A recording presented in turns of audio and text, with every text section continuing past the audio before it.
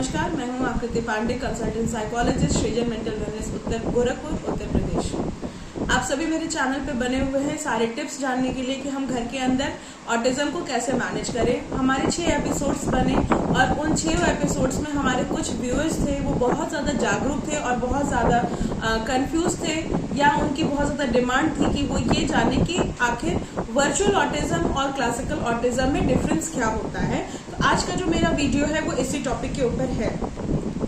Classical autism और virtual autism में जो बेसिक डिफरेंस है वो ये है कि क्लासिकल ऑटिज्म न्यूरोलॉजिकल डिस्टर्बेंस है जिसमें न्यूरल इम्पल्सेस बहुत ज्यादा हाई होती हैं। वर्चुअल ऑटिज्म मोबाइल देख करके होती है। क्लासिकल ऑटिज्म कभी भी मोबाइल देख करके नहीं होती है।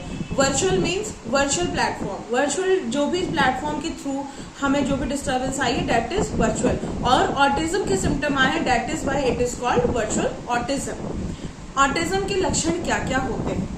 वो क्लासिकल और वर्चुअल ऑटिज्म के कुछ लक्षण बिल्कुल एक जैसे होते हैं। जैसे बच्चे स्टिमिंग करते हैं, विनिंग करते हैं, जैसे ये विनिंग हुई।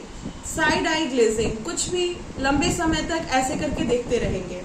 बार बार सर को पीछे टैप करेंगे चेयर पे, हाथ को ऐसे करते रहेंगे, हैंड फ्लैपिंग करते रहेंगे, सोशली डिसइंटरैक्ट रहेंगे, 4 लोगों के बीच में इंटरेक्शन नहीं रहेगा, या तो फेस हाइड करेंगे, किसी ना किसी तरीके से अपना फेस हाइड करने की कोशिश करेंगे। टिप टो वॉक करेंगे, या 2-3 सामान को लेकर के एक साथ सीक्वेंस करेंगे या एक के ऊपर एक स्टैक करेंगे। ये तरह के सिम्टम्स क्लासिकल ऑटिज्म और वर्चुअल ऑटिज्म दोनों में ही पाए जाते हैं। नो नेम रिस्पॉन्स, कितना भी हम बुलाते रहेंगे बच्चे का नाम, वो बच्चा नाम पे रिस्पॉन्स नहीं करता है। अब प्रॉब्लम ये है कि हम कैसे समझें कि क्लासिकल ऑटिज्म और वर्चुअल ऑटिज्म डिफरेंस कैसे है एक दूसरे से।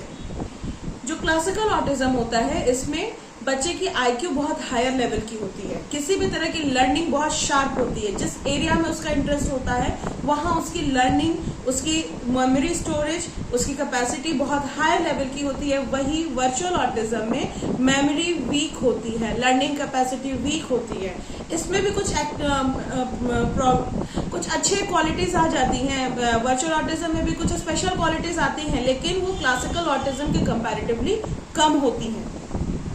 जैसे एक पिक्चर आई थी असुर पिक्चर के फर्स्ट पार्ट में दिखाया गया है कि एक बच्चा है, वो फटाफट पेज टर्न आउट कर रहा है गीता का, और उसके फादर ने जब उसको चेस किया कि आप ये सिर्फ पढ़ने पलटने की चीज नहीं होती, इसको पढ़ना चाहिए, तो वो कह रहा है मैं पढ़ रहा हूँ। और पढ़ करके जब उसके फादर ने उससे क्वेश्चन पूछा है तो उसने उसका तुरंत आंसर उसी पेज का उसने इमीडिएट कर भी दिया है।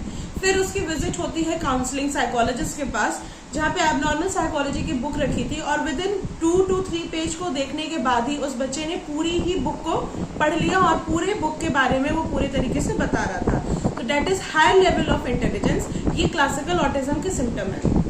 वो बच्चा बिल्कुल डिफरेंट होता है, बिल्कुल हाईली इंटेलेक्चुअल होता है, पर सोशली डिसइंटरैक्टेड होता है, इंट्रोवर्ट होता है, वो अपनी चीजों को एक्सट्रोवर्ट वे में एक्सपोज नहीं कर पाता है, अपने आप को बहुत अच्छे से एक्सपोज नहीं कर पाता है, अपने आप को बता नहीं पाता है, एक्सप्रेशन उसका बहुत लेसर एक्सप्रेशन होता है। और वही वर्चुअल ऑटिज्म में क्या होता है कि बच्चे के अंदर सारे सिम्टम्स तो होते हैं, उसका कंसंट्रेशन वीक होता है। जब बच्चा घंटों घंटों मोबाइल देखता है, 20 मिनट 25 मिनट से ज्यादा, तो उसमें क्या होता है कि उसकी कान में जो भी वर्ड्स जाते हैं, क्योंकि कंसंट्रेशन उसकी वीक हो जाती है, तो जो भी वर्ड उसे कान में जाता है उसके ब्रेन में इंस्टॉल नहीं हो पाता है, और नहीं होने की वजह से उसकी स्पीच भी चली जाती है, मेमोरी वीक हो जाती है, क्योंकि जब वर्ड्स इंस्टॉल नहीं हो रहे हैं, स्किल्स इंस्टॉल नहीं हो रहे हैं ब्रेन में, तो बच्चे का ब्रेन का डेवलपमेंट बिल्कुल कम हो जाता है और अच्छे से डेवलप नहीं करता है। तो this is the basic difference between classical autism and virtual autism.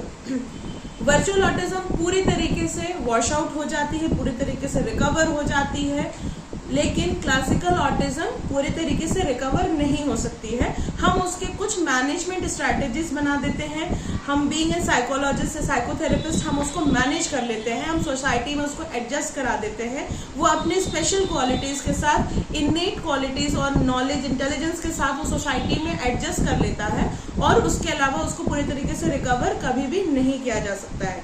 Virtual autism में बिहेवियरल पैटर्न जब चेंज होता है तो उसकी नॉर्मल रिहैबिलिटेशन हो जाती है, लेकिन क्लासिकल ऑटिज्म में कुछ पैटर्न्स की रिजिडिटी होती है।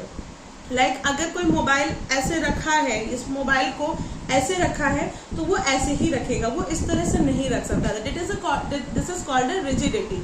किसी भी पैटर्न का या बिहेवियरल पैटर्न का उनका एक रिजिडिटी होता है, वो उसी तरीके से उस चीज को करना चाहते हैं। एक उनका फिक्स माइंड चलता है, एक फिक्स पैटर्न होता है जिसके अंदर वो काम करते हैं। तो वो चीजें क्लासिकल ऑटिज्म में होती है। वर्चुअल ऑटिज्म में सम सॉर्ट ऑफ टाइम के लिए होती है, लेकिन जैसे ही हम उसका सेंसरी इंटीग्रेशन या उसका ऑक्यूपेशनल थेरेपी के थ्रू जब हम उसको वॉश आउट करते हैं तो that is fully wash out, वो आराम से वॉश आउट हो जाएगा और उसमें आपको फिर प्रॉब्लम नहीं होगी।